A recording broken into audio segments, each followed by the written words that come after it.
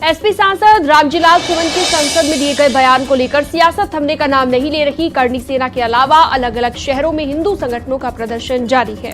अलीगढ़ के हिंदुवादी नेता ने रामजीलाल सुमन को मारने वाले को 25 लाख रुपए का इनाम देने की घोषणा की है। वहीं एसपी महासचिव रामगोपाल यादव ने बयान दिया कि करणी सेना को अब वो अपने हिसाब से जवाब देंगे। आपको रिपोर्ट दिखाते हैं।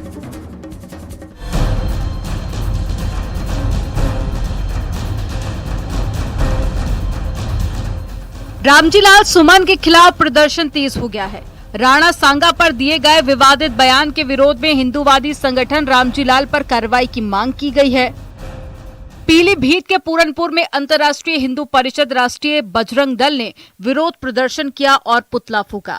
वहीं फिरोजाबाद में भी बजरंग दल ने रामजीलाल सुमन का पुतला फूका।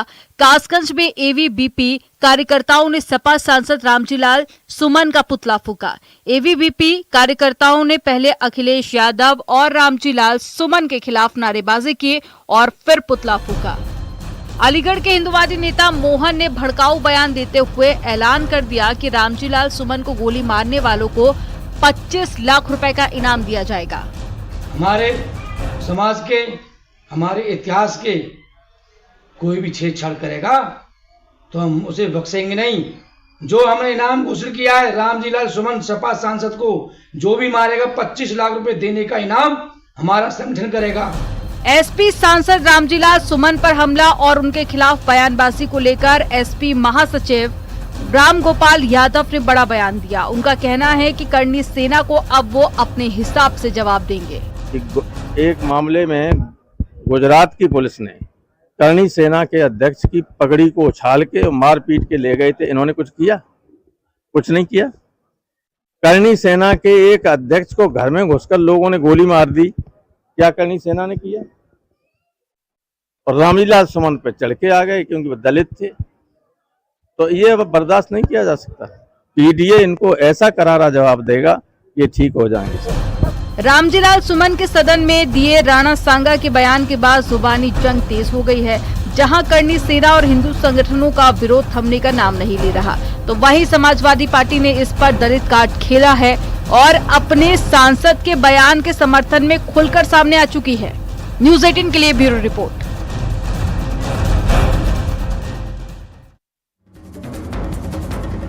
विकसित उत्तराखंड के रोड मैप पर आगे बढ़ने के लिए मुख्यमंत्री पुष्कर सिंह धामी ने विभागों को 2-2 गेम चेंजर योजनाएं तय करने के निर्देश दिए थे। ये नए आइडियाज भी हो सकते हैं और वर्तमान जारी योजनाएं भी। सीएम अब 1 अप्रैल से इन योजनाओं की प्रगति की समीक्षा करने जा रहे हैं। इसी को लेकर एक रिपोर्ट आपको दिखाते हैं।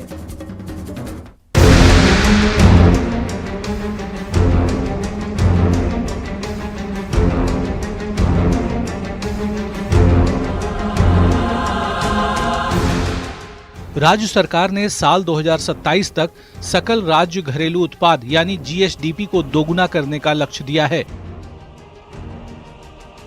इसे पूरा करने के लिए मुख्यमंत्री ने विभागों से 2-2 गेम चेंजर योजनाओं के प्रस्ताव तैयार करने को कहा था, जिसमें करीब 24 विभागों ने अपनी अपनी योजनाएं प्रस्तुत की। इनमें से कई योजनाओं पर काम शुरू भी हो चुका है। मकसद है कि सरकार जब 2027 के चुनाव में जाए तो ये योजनाएं उसकी पहचान बन जाएं।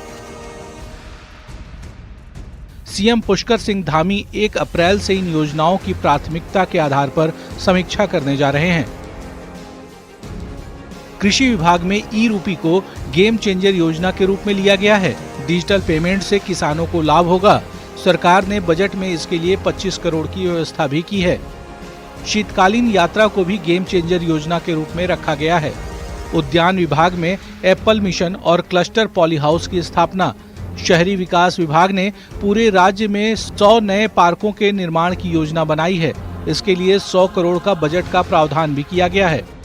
एआई के माध्यम से स्ट्रीट लाइट के मैनेजमेंट पर काम होगा, जिसके लिए 275 करोड़ का बजट रखा गया है और राज्य में करीब 10,000 इलेक्ट्रिक बसों का संचालन किया जाएगा। प्रत्येक विभाग को 2-2 योजनाएं जिनके एक छाप हो और उत्तराखंड की जनता के लाभकारी योजना की दृष्टि से देखा जाए, उन योजनाओं के लिए प्रस्ताव मांगे गए हैं।